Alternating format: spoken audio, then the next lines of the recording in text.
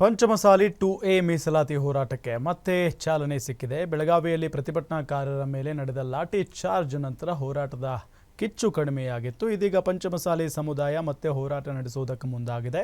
ವಿಜಯಪುರ ನಗರದ ಶಿವಾನುಭವ ಮಂಟಪದಲ್ಲಿ ಕೂಡಲ ಸಂಗಮ ಪಂಚಮಸಾಲಿ ಪೀಠದ ಬಸವ ಜಯ ಮೃತ್ಯುಂಜಯ ಸ್ವಾಮೀಜಿ ನೇತೃತ್ವದಲ್ಲಿ ಪಂಚಮಸಾಲಿ ವಕೀಲರ ಪರಿಷತ್ ರಾಜ್ಯ ಕಾರ್ಯಕಾರಿಣಿ ಸಭೆ ನಡೆಯಿತು. ಸಭೆಯಲ್ಲಿ ಶಾಸಕ ಬಸನಗೌಡ ಪಾಟೀಲ್ ಯತ್ನಾಳ್ ಹಾಗೂ ವಕೀಲರ ಪರಿಷತ್ ಪದಾಧಿಕಾರಿಗಳು ಭಾಗಿಯಾಗಿದ್ದರು.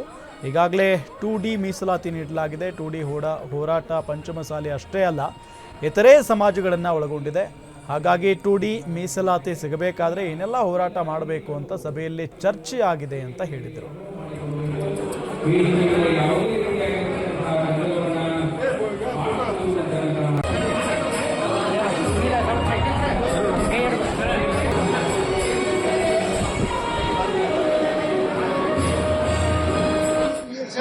ಸಮುದಾಯ ಇವತ್ತು 2D ಒಳಗೆ ಎಲ್ಲ ಸಮಾಜದವ್ರು ಇದೀವಿ. ಬರೇ ಲಿಂಗಾಯತರು ಪಂಚಮಸಾಲಿ ಇಲ್ಲ, ಅದರ ಸಮಾಜದ ಲಿಂಗಾಯತರು ಅದಾರ, ಮರಾಠರು ಅದಾರ, ಜೈನರು ಅದಾರ.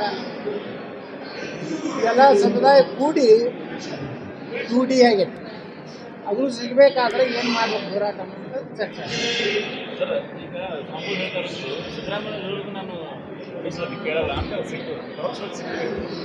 ಸಿದ್ದರಾಮಯ್ಯನವರು ಬಹಳ ದೊಡ್ಡ ಅಪಮಾನ ಸಮುದಾಯಕ್ಕೆ ಮಾಡಿದ್ದಾರೆ.